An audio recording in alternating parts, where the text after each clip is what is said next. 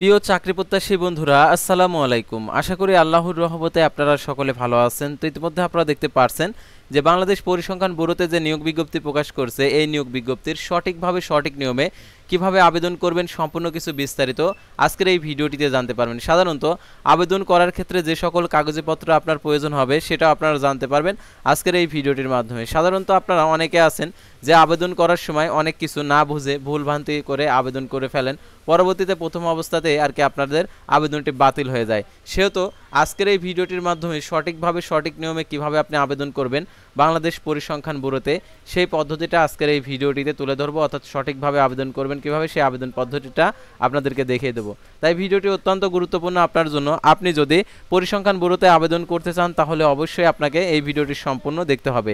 তো দেখতে পাচ্ছেন অনেক ক্যাটাগরির পোস্ট রয়েছে। ইতিমধ্যে আপনারা আমাদের চ্যানেলে এই ভিডিওটা দেখছেন, অর্থাৎ পরিসংখ্যান ব্যুরোতে যে নিয়োগ বিজ্ঞপ্তি, এই নিয়োগ বিজ্ঞপ্তির অর্থাৎ আপনারা অবশ্যই আবেদন করার জন্য প্রাথমিক যে শিক্ষাগত প্রার্থীর শিক্ষাগত যে যোগ্যতাগুলো এখানে উল্লেখ করছে, আপনি যে পদে আবেদন করবেন সেই পদের শিক্ষাগত যোগ্যতাগুলো অবশ্যই আপনি দেখে নেবেন। আবেদন করার ক্ষেত্রে সেই সকল কাগজপত্র আপনাদেরকে অবশ্যই সঙ্গে নিয়ে আবেদন করতে হবে। অর্থাৎ আবেদন করার ক্ষেত্রে আপনি যে পোস্টে আবেদন করবেন সেই পোস্ট অনুযায়ী আপনার শিক্ষাগত যোগ্যতা আছে কিনা এই সার্কুলারগুলো আপনারা দেখে তারপরে আপনারা আবেদন করতে আসবেন। তো এখন আমি আপনাদেরকে দেখিয়ে দিচ্ছি কীভাবে আবেদন করবেন। আর ভিডিও শুরুর প্রথমে আপনি যদি অল জব নিউজ বাংলাদেশ এই চ্যানেলে প্রথমবার এই ভিডিওটি দেখে থাকেন তাহলে আমাদের এই চ্যানেলটিকে সাবস্ক্রাইব করে রাখবেন, notification bell button all press করে রাখবেন, এই ভিডিওটিতে একটি লাইক করে দেবেন। আর যারা ইতিমধ্যে আমাদের এই চ্যানেলটিকে সাবস্ক্রাইব করে পাশে রয়েছেন তাদেরকে অসংখ্য ধন্যবাদ। আর যারা আমাদের ফেসবুক পেজে ভিডিও দেখছেন আমাদের ফেসবুক পেজটি লাইক দিয়ে ফলো করে আমাদের ফেসবুক পেজের সঙ্গে থাকবেন। আর ডিসক্রিপশন বক্সে আমাদের এই ইউটিউব চ্যানেলের ফেসবুক পেজের লিঙ্ক দেওয়া রয়েছে, তো এখানে ক্লিক করে দেবেন।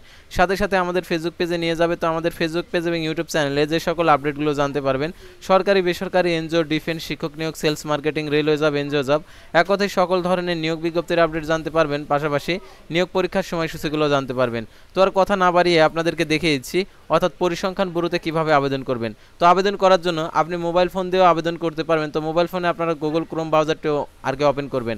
গুগল ক্রোম ব্রাউজারটি ওপেন করার পর উপরে যে অ্যাড্রেস বার রয়েছে, তো আপনারা এখানে লিখবেন www.google.com লিখে সার্চ করবেন। তো সার্চ করার পর এরকম অপশন চলে আসবে। তারপর এখানে লিখবেন bbs.teletalk.com ভিডিও, অর্থাৎ আপনারা দেখতে পাচ্ছেন ঠিক এই লেখাটা আপনারা লিখবেন।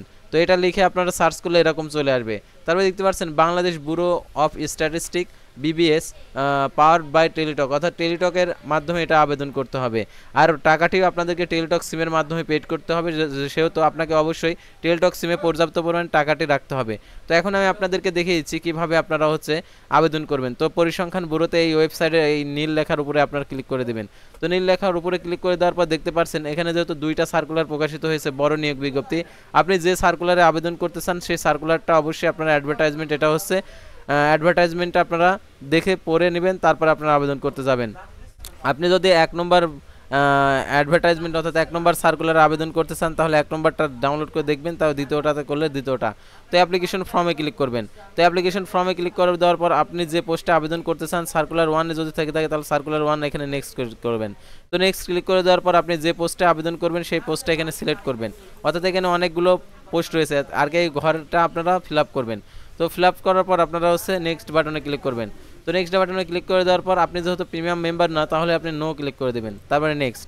তো নেক্সট বাটনে ক্লিক করে দেওয়ার পর এরকম আবেদন ফর্ম চলে আসবে। তো এটা ছিল প্রথম সার্কুলার। তো তারপর দ্বিতীয় সার্কুলারটা আপনাদেরকে দেখাচ্ছি, অর্থাৎ দ্বিতীয় সার্কুলার। এটা দ্বিতীয় সার্কুলারে দেখতে পাচ্ছেন আপনি যে পোস্টের আবেদন করতে চান সেই সার্কুলারটা এখানে আছে। আপনি যেটাতে আবেদন করবেন সেটা আপনি এখানে সিলেক্ট করে দেবেন। দেওয়ার পর আপনার সেই শিক্ষাগত যোগ্যতার সকল ইনফরমেশনগুলো আপনি কাছে রাখবেন। তো এখন আমি আপনাদেরকে দেখিয়েছি কীভাবে আবেদন করবেন। তো আমি এই পোস্টটাতে অর্থাৎ অ্যাসিস্ট্যান্ট স্টোর কিপার এই পোস্টে কীভাবে আবেদন করবেন সেটা আপনাদেরকে দেখিয়েছি।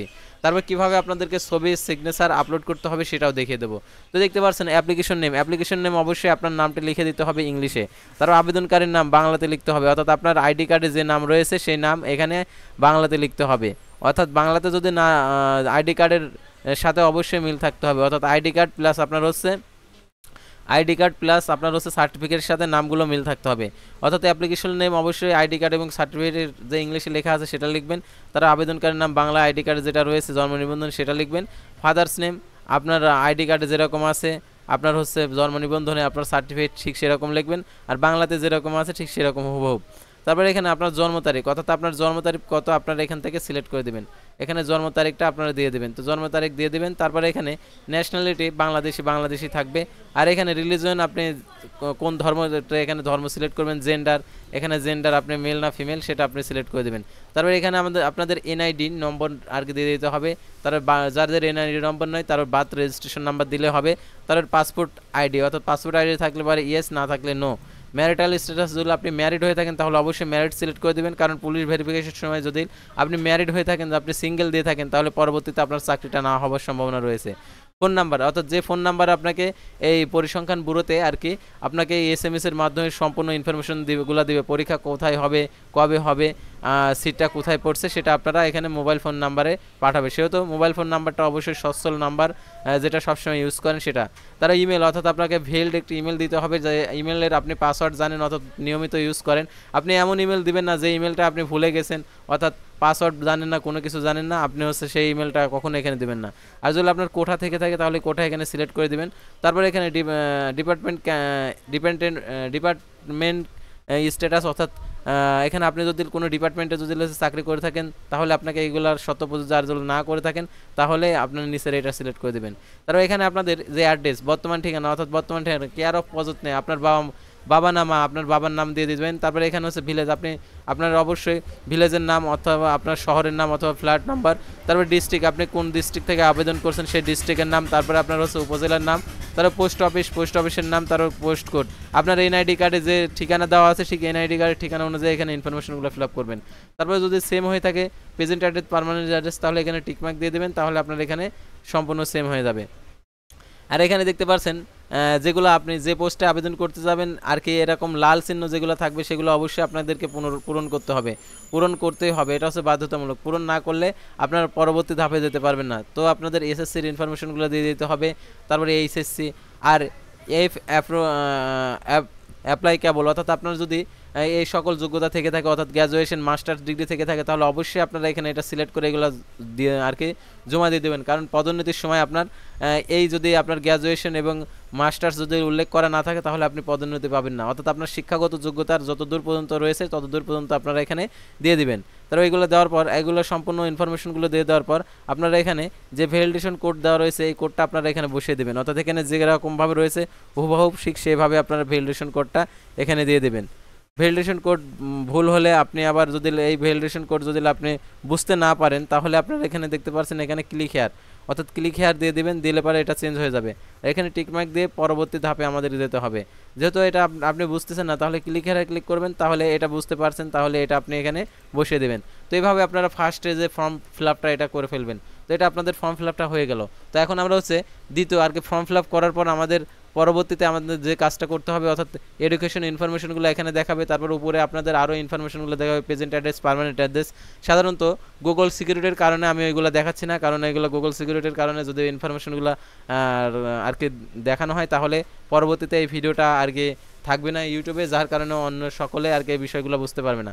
উপরে যে ইনফরমেশনগুলো রয়েছে সেগুলো অবশ্যই আপনার নাম থাকবে, আপনার পিতার নাম, মাতার নাম, তারপর আপনার হচ্ছে এনআইডি কার্ড নাম্বার, জন্ম নিবন্ধন নাম্বার যেগুলো দেবেন ওইগুলো থাকবে। তারপর আপনার হচ্ছে ইমেল নাম্বার, ফোন নাম্বার এগুলো দেখাবে। তারপর আপনাদের যে কাজটা করতে হবে, ফটো 300x300 পিক্সেল ছবি এবং 300x80 পিক্সেল স্বাক্ষর আপলোড করতে হবে। এখন 300x300 পিক্সেল ছবি এবং 300x300 পিক্সেল স্বাক্ষর কীভাবে আপনি করবেন? আপনি সরাসরি চলে যাবেন ফটোশপে। যাদের ফটোশপ নেই তারা হচ্ছে যে কোনো কম্পিউটার দোকানে গিয়ে ফটোশপ থেকে আপনি এই আর কি 300x300 পিক্সেল ছবি করে নেবেন। তো দেখতে পাচ্ছেন এখানে 300px অর্থাৎ হাইট ওয়েট। তো আমি এটা হচ্ছে অলরেডি ক্রপ করে নিয়েছি, অর্থাৎ আপনারা এটা ক্রপ করে নেবেন, অবশ্যই সুন্দরভাবে ক্রপ করে নেবেন। তো ক্রপ করে নেওয়ার পর আপনারা এটা হচ্ছে ফাইল সেভ করবেন, অর্থাৎ সেভ করার জন্য সেভ অ্যাজ জেপিজি ফরম্যাট করতে হবে। তারপর আমরা ডেস্কটপ সিলেক্ট করে দিলাম, এখানে আপনারা জেপিজি সিলেক্ট করে দিয়ে সেভে ক্লিক করে দেবেন। তো সেভে ক্লিক করে দেওয়ার পর দেখতে পাচ্ছেন এখানে 36 কেবি, অর্থাৎ আপনারা সবসময় 40 কেবির নিচে আর কি এই ছবিটা করার চেষ্টা করবেন। তো আমার এটা সেভ হয়ে গেছে। এখন আমাদের যে 300x80 পিক্সেল ক্রপ করলে ঠিক এরকম হবে। তো আপনারা এখানে 80 করে দেবেন, অর্থাৎ এখানে যে হাইটে অর্থাৎ আপনি এখানে 80 করে দেবেন আর ওয়েটে 300 থাকবে। তো এরকমভাবে আপনি হচ্ছে ক্রপ করবেন, অর্থাৎ আমার এটা ক্রপ করাই ছিল। তো তারপর আমি একটু ক্রপ করে নিচ্ছি, একটু বেশি হয়ে গেছে। তো এরকম ক্রপ করে নিয়ে আপনি হচ্ছে সেভ করবেন, এটাও জেপিজি ফরম্যাটে 50 কেবির নিচে নেবেন। তো আমি 50 কেবির নিচে আমি নিয়ে নিচ্ছি। তো দেখতে পাচ্ছেন এখানে 22 কেবি, তো 22 কেবি হলে চলবে, আরও কমানো গেলে আরও 15 কেবি, তো এরকম। তো এভাবে আপনারা ছবি এবং সিগনেচার আর কি ইয়ে করবেন। তারপর এখানে ফটোটা আপনি এখানে বসিয়ে দিবেন, তো বসিয়ে দিলেন। বসিয়ে দেওয়ার পর আপনারা এখানে হচ্ছে সিগনেচারটা এখানে দিয়ে দিলেন। তো দিয়ে দেওয়ার পর আপনারা এখানে যে উপরের সম্পূর্ণ ইনফরমেশনগুলো সত্য এখানে টিকমার্ক দিয়ে বাস সাবমিট করে দেবেন। সাবমিট করা দেওয়ার সাথে সাথে আপনাদের হচ্ছে আর কি যে আবেদন ফর্মটা অর্থাৎ অ্যাপ্লিকেশন ফর্মটা আর কি দেখাবে। তো আপনারা এখানে হচ্ছে সাবমিট করে দেবেন। তো সাবমিট করে দেওয়ার সাথে সাথে সম্পূর্ণ ইনফরমেশন সম্বলিত একটি পেজ দেখাবে। তো ইনফরমেশন সম্বলিত পেজ দেখাবে, তারপর আপনারা এই অ্যাপ্লিকেশন কপিটা ডাউনলোড করবেন। তো ডাউনলোড করবেন, ডাউনলোড অপশন রয়েছে। আর এখানে দেখতে পাচ্ছেন ইউজার আইডি পাসওয়ার্ড এখানে সম্পূর্ণ কিছু দেওয়া রয়েছে, অর্থাৎ উপরে আরও যে ছবি সম্বলিত ইউজার আইডি পাসওয়ার্ড সম্বলিত আর কি ইনফরমেশন দেখাবে। তো আপনারা এখানে যে SMS পদ্ধতিটা যেভাবে দেওয়া রয়েছে, অর্থাৎ এক্সাম্পল আপনি আপনার টেলিটক মোবাইল নাম্বারে ঠিক এরকমভাবে আপনি প্রথম SMS-টা করবেন, অর্থাৎ আপনার ইউজার আইডি এটা দেখাবে। তো এখানে আপনার নিজস্ব ইউজার আইডি দেখাবে। তো এইভাবে আপনি SMS করবেন আর পাঠাবেন হচ্ছে 16,222 নাম্বারে। দেখতে পাচ্ছেন 16,222 নাম্বারে। তারপর পরবর্তীতে আরও একটি SMS আসবে, সেই SMS-এ ইউজার আইডি আর কি পিন দেওয়া থাকবে, তার BBS স্পেস ইএস, তারপরে যে পিন নাম্বারটা দেওয়া থাকবে সেই পিন নাম্বারটা আপনি 16,222 নাম্বারে প্রেরণ করে দেবেন, তাহলে আপনার আবেদনটি কমপ্লিট হয়ে যাবে। তো আশা করি আপনারা বুঝতে পারছেন কীভাবে আর কি পরিসংখ্যান ব্যুরোতে আবেদন করবেন। যদি আপনারা আমাদের মাধ্যমে আবেদন করাতে চান তাহলে আমাদের হোয়াটসঅ্যাপ নাম্বারে যোগাযোগ করবেন। সম্পূর্ণ ইনফরমেশনগুলো যা যা লাগবে আর কি আবেদন করার জন্য এই ইনফরমেশনগুলো আপনি যদি আমাদেরকে দিয়ে আবেদন করে নিতে চান তো করে নিতে পারবেন। তো আজকের ভিডিওটি ছিল সাধারণত পরিসংখ্যান ব্যুরোতে কীভাবে সঠিক নিয়মে আবেদন করবেন সেই পদ্ধতিটা নিয়ে। তো পরবর্তী ভিডিওতে আবারও কোনো নতুন জব সার্কুলার নিয়ে আপনাদের সামনে হাজির হব। সে পর্যন্ত সবাই ভালো থাকবেন, সুস্থ থাকবেন, আর অবশ্যই আমাদের ফেসবুক পেজটি লাইক দিয়ে ফলো করে ইউটিউব চ্যানেলটি সাবস্ক্রাইব করে পাশে থাকবেন। আল্লাহ হাফেজ।